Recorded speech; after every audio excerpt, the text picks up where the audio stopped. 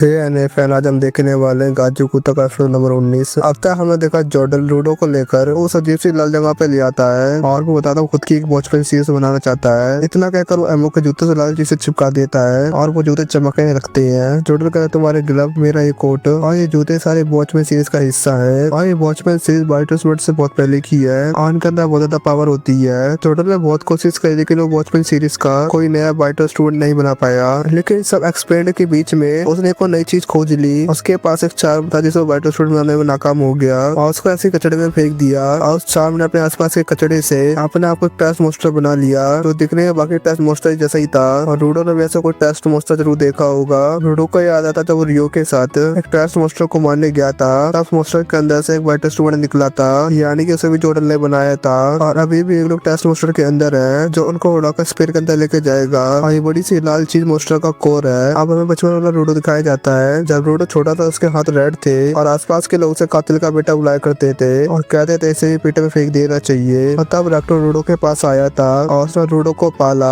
और अपने घर में जगह दी। लेकिन रूडो को रोज बुरे सपने आया करते थे और उसके हाथों में बहुत दर्द होता था। रेक्टर उसके हाथों में पट्टी बांधी लेकिन जब इससे कुछ नहीं हुआ। और तब रेक्टर रूडो के लिए ग्लव लेके आया, शायद से इन ग्लव से रूडो को कुछ राहत मिले। और रेक्टर के पास एक बुक भी थी जिसमें वॉचमैन सीरीज का सिंबल बना हुआ था और रूडो इसमें हैरान हो जाता है। ये इंस्ट्रूमेंट वॉचमैन सीरीज का हिस्सा है और इसके और भी पार्ट होंगे। और सोचने वाली बात यह है रेक्टर के पास ये ग्लव कहाँ से आए। जॉर्डन ये बोलता है एक स्प्राइट जिसे वाइटर स्टूडेंट के बारे में कुछ पता भी नहीं था उसके पास वॉचमैन सीरीज के ग्लव है। अरे गिवर बनने का आदमी पागल नहीं हुआ। रूडो पूछता है कि ये क्या हो रहा है। जॉर्डन बताता है वॉचमैन सीरीज के सारे पार्ट एक इंसान इस्तेमाल करता था। तुमने जरूर ये महसूस किया होगा इनमें कितना ज्यादा पावर है और एक अकेले आदमी इतनी पावरफुल चीज को बनाया था तो सोचो उसकी जिंदगी का क्या हल होगा। और चीज का कोई आदमी इस्तेमाल करे जिसकी जिंदगी में जरूरत का सब कुछ होगा तो इसकी पावर उसको पागल कर देती है। रूडो कहता है गिलाफ मेरे पास काफी समय से है, मैं तो पागल नहीं हुआ। जॉर्डन कहता है क्योंकि हम दोनों अपनी इंसानियत को खो चुके हैं और इसीलिए हम इसकी पावर का इस्तेमाल कर सकते हैं। तो सोचो एक इंसान सारे पार्ट्स का इस्तेमाल करे तो क्या होगा। और मुझे अपना गोल पाने के लिए जानना है। और वो अपने एक्सपेरिमेंट से वॉचमैन सीरीज तो नहीं बना पाया लेकिन इसमें टेस्ट मोस्टर बनाना सीख लिया और ये सब सिर्फ एक्सपेरिमेंट था। जॉर्डन का रूडो से मिलना, उसके साथियों को यहाँ पर लाना, ये सब उसी का प्लान था। और हम लोग अब टेस्ट मिस्ट में उड़कर बॉर्डर को पार करेंगे और स्प्राइट पहुंचेंगे। अब वो टेस्ट मोस्टर हिलना शुरू कर देता है। गीता जब तक शांत थी, जब वो ये सुनती है वो टेस्ट मोस्टर के अंदर है और वो खुश हो जाती है और जोर जोर से चिल्लाने लग जाती है। दूसरी तरफ मेजर को महसूस होता है पूरी जगह हिल रही है। वो कहता है मैंने फाइट भी स्टार्ट नहीं करी और बॉस ने उड़ना भी शुरू कर दिया। वो एंजल से बोलता है जल्दी से मेरे पर अटैक करो लेकिन यहाँ से एंजल जाने लगता है और बोलता है मुझे अपनी टीम को ढूंढना है। वो कहता है यहाँ से मत जाओ, मैं तब तक कुछ नहीं कर सकता तुम जो कोई ऑर्डर ना दे।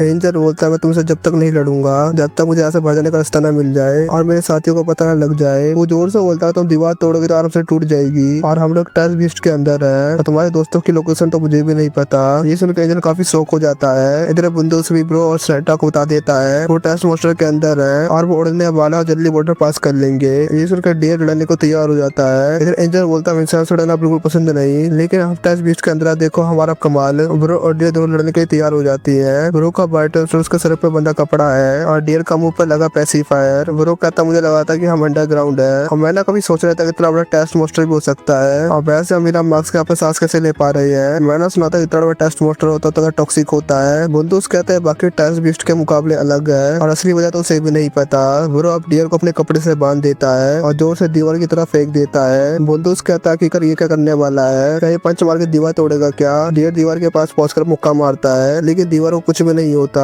और वो पंच लगातार मारता ही रहता है। बंदूक कहता है सर रोको मुझे हंसी आ रही है। ब्रो बंदूक को अपने कपड़े से बांध लेता है और कहता है किसी बच्चों को भी रोकने की कोशिश नहीं करनी चाहिए क्योंकि वो धीरे धीरे प्रोग्रेस करते रहते हैं। अब बंदूक पीछे मुड़कर देखता है कि डियर के मुख को धीरे धीरे दीवार टूटने लगी थी। ब्रो कहता है जितनी बार पंच मारेगा उसकी पावर डबल होती रहेगी और ये उसकी वाइटर स्टूडेंट की पावर। और ये एपिसोड इसी सीन में खत्म हो जाता है। कैसा लगा आज के एपिसोड कमेंट कर जरूर बताना और वीडियो देख रहे हो सब्सक्राइब जरूर कर देना, वीडियो को लाइक भी कर देना। फिर मिलते हैं नेक्स्ट वीडियो में।